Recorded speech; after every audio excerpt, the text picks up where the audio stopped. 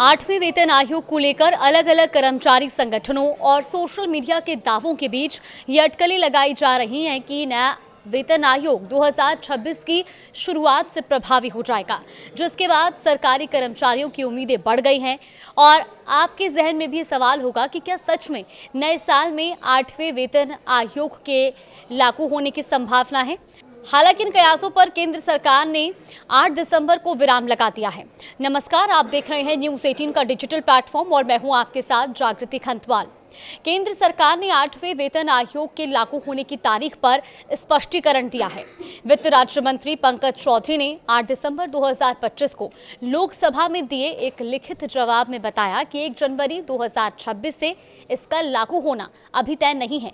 उन्होंने बताया कि वेतन आयोग को 3 नवंबर 2025 की अधिसूचना से 18 महीने के भीतर अपनी रिपोर्ट सौंपनी होगी, जिसके बाद ही सरकार अंतिम निर्णय लेगी। वित्त राज्य मंत्री पंकज चौधरी ने लोकसभा में पुष्टि की कि 8वें केंद्रीय वेतन आयोग का गठन हो चुका है और इसके TOR 3 नवंबर 2025 को अधिसूचित किए गए हैं। हालांकि मंत्री ने क्रियान्वयन की तारीख को लेकर कोई स्पष्ट जवाब नहीं दिया और केवल ये कहा है कि तारीख सरकार द्वारा तय की जाएगी। मंत्री के बयान के बाद ये संदेह गहरा रहा है कि लाभ आखिरकार जनवरी 2026 से ही मिलेगा या नहीं।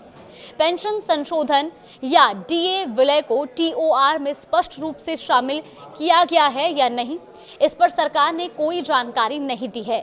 बजट आवंटन पर मंत्री ने सिर्फ इतना कहा कि स्वीकृति सिफारिशों के लिए धन उपलब्ध होगा, लेकिन अगले केंद्रीय बजट चक्र में प्रावधानों की कोई अनुमति समय सीमा नहीं बताई गई है।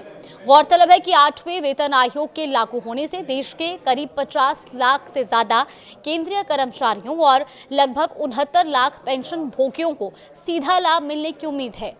7वें वेतन आयोग का कार्यकाल 31 दिसंबर 2025 को समाप्त हो रहा है। संघों को उम्मीद थी कि TOR में 1 जनवरी 2026 को संशोधित वेतन और पेंशन लाभों की आधिकारिक क्रियान्वयन तारीख के रूप में उल्लेख होगा।